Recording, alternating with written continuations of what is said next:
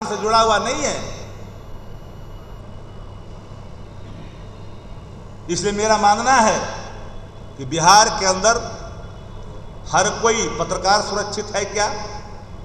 पत्रकार की हत्या हो रही है, पत्रकार पीटे जा रहे हैं। जिस तरह से पुलिस की बर्बरता, पुलिस की लाठियां निहत्थे लोगों पर देखी गई। कल टेलीविजन स्क्रीन पर मीडिया के साथियों ने दिखाया फुटेज को। एक अचेत शासक के बहासीपन का ये प्रमाण है। इससे ज्यादा और प्रमाण की आवश्यकता अचेतता का नहीं हो सकता है। इसलिए मैं बार बार कहता हूं कि पुलिस महकमा की सुनी नहीं जाती, पुलिस हेडक्वार्टर की एकदम नहीं सुनी जाती। ADG rank, DG rank, IG rank के अधिकारी मुंशी की तरह काम करते हैं एक रिटायर्ड अधिकारी के इशारों पर। आज यही कारण है कि बिहार का कोना कोना, चप्पा चप्पा, हर जगह एक मातम के साए दिखते हैं, जहां सिर्फ क्रांत दिखता है, गमगीन साए दिखते हैं। हर पग पर जाते हैं, पता चलता है कि अपराधियों के गोलियों के शिकार हो गए।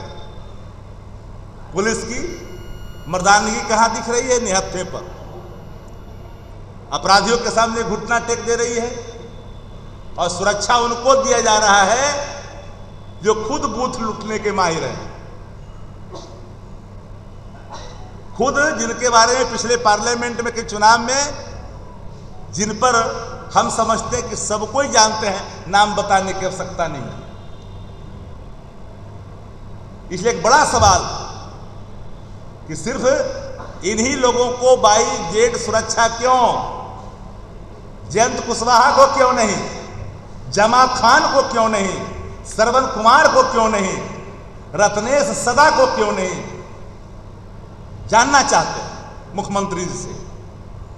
अब समाजवाद का वो चोला पहन करके अचेत अवस्था में कोने में विश्राम मुद्रा में रहेंगे और बिहार के चारों तरफ के जो सत्ता संरक्षण में फलते और फूलने वाले, जिनकी अपराध जगत से पुराना नाता है, सरोकार है। इसलिए मैंने कहा कि आप बिहार के नायक क्या कर रहे हैं भाई? हर कोई पूछ रहा है, हर कोई जानना चाहता है कि ये कैसा कत्लेआना अंदाज है। ना हाथ में खंजर है, ना दामन पे कोई दाग, कत्ल करो हो या कलामात करो। ये हर कोई जानना चाहता है मुख्यमंत्री जी से। मुख्यमंत्री जी का ये भाव, ये निर्णय, शासन चलाने का ये तरीका, अब सबको ये पता चल रहा है कि ये शासन चलाने वाला नीतीश कुमार जी नहीं है। इर्द गिर्द में जो उनके शागिर्द हैं, रिटायर्ड अधिकारी हैं, वही अपने हिसाब से अपने इर्द गिर्द लोगों को पूरी तौर पर सुरक्षित कर रहे हैं और संरक्षित कर रहे हैं। इसलिए बिहार में सत्ता संरक्षित अपराध को बिहार की सरकार ने भी स्वीकार किया है और अपने मंत्रियों को, अपने सांसदों को Z+ सिक्योरिटी, 22 सिक्योरिटी की सुरक्षा कवर करके ये प्रमाणित कर दिया है कि बिहार में कानून का राज समाप्त हो चुका है। नीतीश जी का एक बार डूब चुका है। कोई खौफ नहीं है पुलिस का। बुलेटिन जारी करते हैं नेता प्रतिपक्ष तेजस्वी जी, हर सप्ताह में सैकड़ों लोगों के नाम गिनवाते हैं। बैंक रॉबरी से लेकर करके खुलेआम बमबारी होता है, दुकानों पर कत्ल की जाती है। अरे जो लोग हम पत्रकार साथियों से न्याय की अपेक्षा करते हैं, माननीय मुख्यमंत्री जी ने क्या कहा था 15 अगस्त के दिन? पत्रकार भाइयों से आग्रह किया था कि पत्रकार साथीगण जरा पहले वाला दिखाइए, मेरी चुनौती है। एक कोई मुख्यमंत्री 15 अगस्त पर अपने कार्यक्रमों को बताता है, इस तरह की भाषा का इस्तेमाल नहीं करता।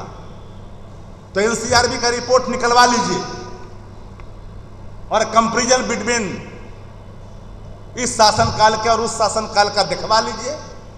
और मैं आग्रह करूंगा हाथ जोड़ करके आप लोग से भी कि सब कुछ दिखाइए।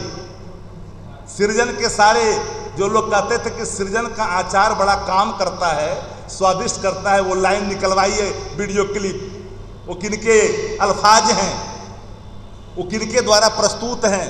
सेंटर होम भी दिखाइए, मुजफ्फरपुर में शोषण के शिकार अबलाओं के गुहार को भी दिखाइए। एक ही परिवार के 5 लोगों की हत्या जब हुई थी, क्रांत करके सत्ता संरक्षण अपराध का जिम्मा जब लगा था मधुबनी में, वह भी दिखाइए। हम कहां कहते कि मत दिखाइए, लेकिन बिहार में अपराध अनकंट्रोल है, आउट ऑफ कंट्रोल है। शासन का इकबाल डूब चुका है। तो फिर इस श्याम रजक ने पार्टी छोड़ दी है, क्या कुछ कारण रहे हैं? क्या टिकट